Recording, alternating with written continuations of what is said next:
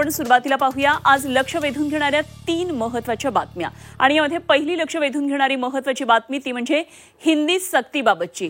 हिंदी सक्तीबाबत मुख्यमंत्र्यांनी आज बैठक बोलावलेली आहे आणि मुख्यमंत्री फडणवीसांच्या अध्यक्षतेखाली ही बैठक होणार आहे। हिंदी सक्तीला मनसेसह अनेकांनी विरोध केलाय।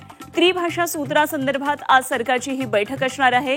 मुख्यमंत्र्यांसह उपमुख्यमंत्री शिंदे आणि अजित पवार सुद्धा या बैठकीला उपस्थित असतील।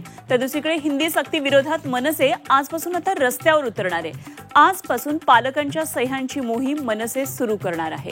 त्यामुळे आज या महत्त्वाच्या घडामोडीवर लक्ष असेल। दुसरी लक्ष वेधून घेणारी महत्त्वाची बातमी ती म्हणजे औरंगजेबासंदर्भातल्या एका वक्तव्याची। औरंगजेब पवित्र व्यक्ती होती आणि टोपी शिवून औरंगजेबनं आपला उदरनिर्वाह केला।